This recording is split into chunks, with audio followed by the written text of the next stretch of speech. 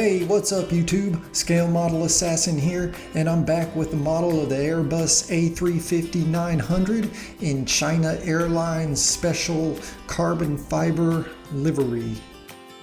The size of this airplane model is an absolute beast. It is over 1.5 feet long, or 45 centimeters. Additionally, the carbon fiber decal on the rear of the aircraft is the hardest decal I have ever tried to put on a plane.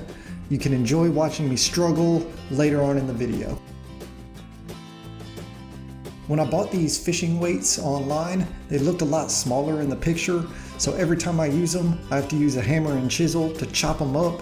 They look really ugly, but I put them in place with super glue and then you never see them again.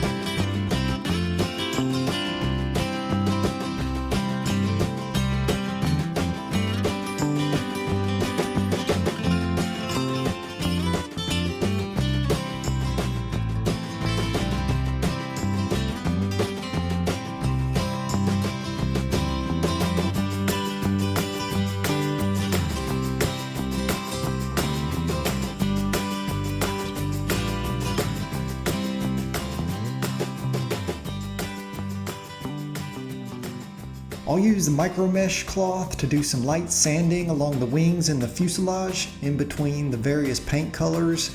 Because I'm using flat instead of gloss, they come out a little bit scratchy, so light sanding, you don't really remove the color and it helps make it really smooth. And I think it looks better when you put your final layer of gloss varnish on top.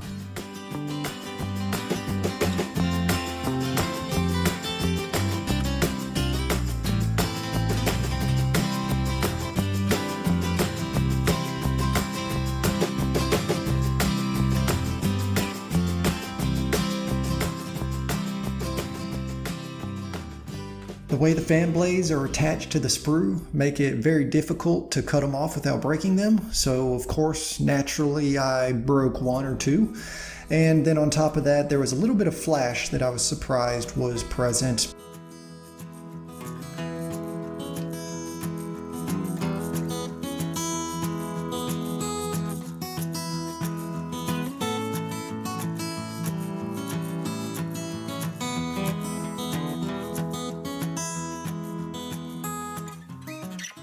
I used 3 or 4 coats of pretty thin flat white in painting the fuselage, and then my final coat was a gloss white, and then I did some polishing and varnish on top of that.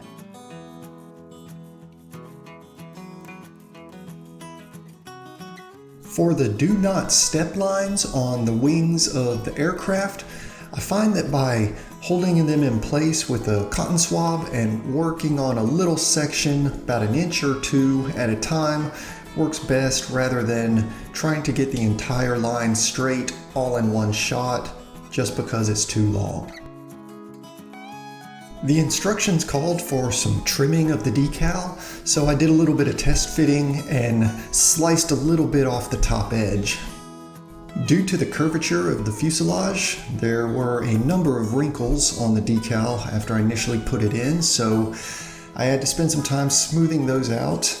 In the process, I scratched the ink a little bit, so I cut out a few sections and used my spare decal to replace them.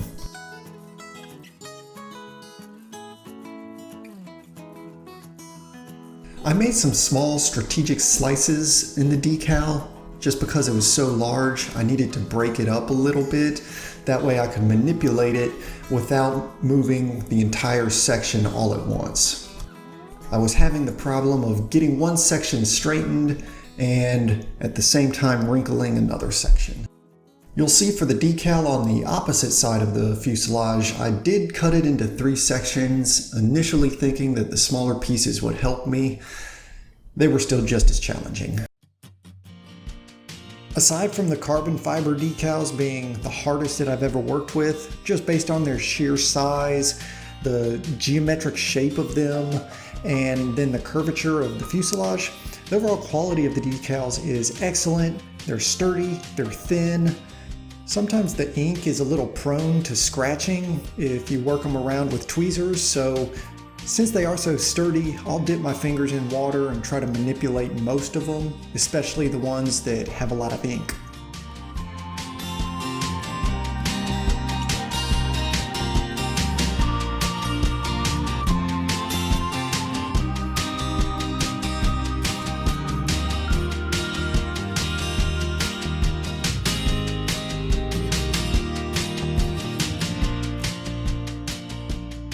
This particular epoxy that I'm using smells like a skunk, but it looks really good.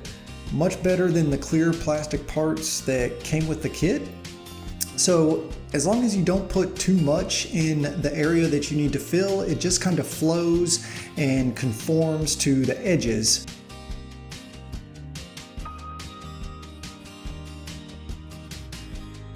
I knew this carbon fiber print decal was going to be challenging just by looking at the pictures of it on the internet, based on the size of it as well as the shape and the rounding and all the geometric pattern that had to line up with each side.